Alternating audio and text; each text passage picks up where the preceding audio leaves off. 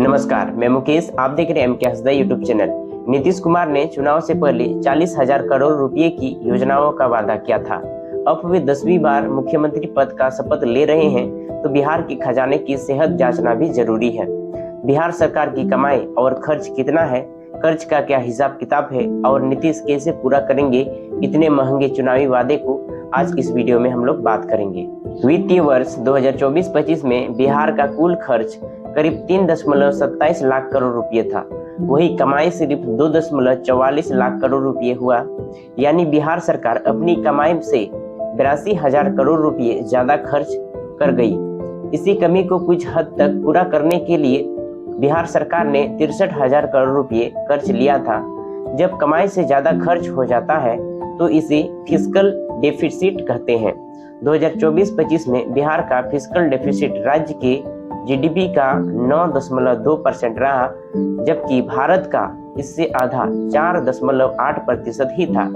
इसका मतलब है कि बिहार सरकार की कमाई और खर्च में बहुत गैप है, जो आर्थिक लिहाजा से खतरनाक माना जाता है।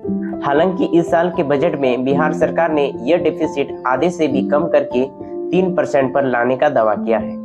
सरकार के 2025-26 के बजट के हिसाब से वो इस साल 2.61 लाख करोड़ रुपए कमाएंगे और 2.94 लाख करोड़ रुपए खर्च करेंगे। डेफिसिट पूरा करने के लिए सरकार इस बार भी लोन लेगी। वित्तीय वर्ष 2024-25 खत्म होने पर बिहार सरकार पर कुल 3.48 लाख करोड़ रुपए का लोन था। ये राज्य के जीडीपी का 38.9% है। मतलब साफ है कि बिहार जो 100 रुपये का सामान सेवा पैदा करता है, उस पर 40 रुपये का कर्ज चढ़ा है। बिहार की आबादी 13 करोड़ से ज्यादा है। इस हिसाब से हर बिहारी पर करीब 27,000 रुपये का कर्ज है।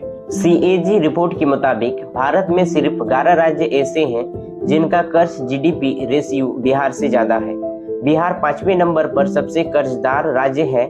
सबसे बुरी बात यह उधार नई चीज बनाने में नहीं लग रहा है, बल्कि पुराने कर्ज चुकाने और फिक्स खर्च चलाने में लग रहा है। 2025-26 में जारी बजट के मुताबिक आने वाले 3 सालों में भी इसमें कुछ खास बदलाव नहीं आने वाला है।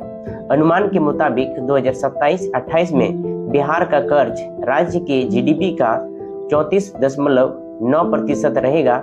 जितने चुनावी वादे किए गए हैं, अगर उन्हें पूरा करने गए तो ये कर्ज और बढ़ भी सकता है। 2025-26 के बजट के मुताबिक बिहार सरकार को सालाना 23,014 करोड़ रुपए का ब्याज चुकाना पड़ता है। इस हिसाब से नीतीश सरकार हर दिन करीब 63 करोड़ रुपए सिर्फ ब्याज चुका रही है। सरकार पर साल दर साल कर्ज और ब्याज दोनों ही बढ़ते जा रहे हैं।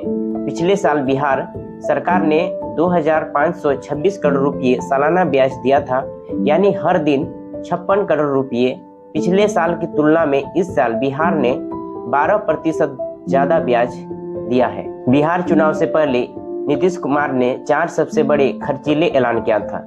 बिहार की 1.5 करोड़ जीविका दीदियों को अपना व्यवसाय शुरू करने के लिए एक मुफ्त 10,000 रुपये की राशि, चुनाव के बाद मुख्यमंत्री रोजगार योजना से महिलाओं को 2 लाख रुपये तक की सहायता राशि देने का वादा किया है। और दूसरा सबसे बड़ा वादा बुजुर्ग, विधवा महिलाओं और दिव्यांगों को मिलने वाले पेंशन 400 रुपये से बढ़ाकर 1100 रुपये कर दी है। और तीसरा, अति पिछड़ा वर्ग के व्यवसायिक समूह को 10 लाख रुपये तक की सहायता राशि देने का वादा किया है। मत्स्य पालकों की आर्थिक सहायता 4500 की जगह 9,000 रुपये कर दिया गया है। इसके अलावा चौथा सबसे बड़ा वादा, किसानों को सालाना 3,000 रुपये, SC छात्रों को हर महीने 2,000 रुपये, 125 यूनिट तक बिजली फ्री और 5 लाख तक मेडिकल ट्रीटमेंट फ्री करने का भी घोषणा किया था। नीतीश कुमार अपने वादे को पूरा करने के लिए बिहार सरकार को 40,000 करोड़ रुपए से ज्यादा खर्च करने होंगे। इसमें से 15,000 करोड़ रुपए तो सिर्फ महिलाओं को 10,000 रुपये देने में खर्च हो गए। एक अनुमान के मुताबिक बढ़ी हुई पेंशन से सिर्फ इस वित्तीय वर्ष सरकार को 8,500 रुपये और मुफ्त बिजली देने से 4,000 करोड़ रुपये ज्यादा खर्च करने होंगे। और केंद्र सरकार की किसान सम्मान निधि के तहत पहले से किसानों को 6,000 रुपये का सालाना मिलते थे। एनडीए ने इसमें 3,000 रुपये और बढ़ा दिए, जिससे सरकार का खर्च 2,600 करोड़ रुपये तक बढ़ सकता है।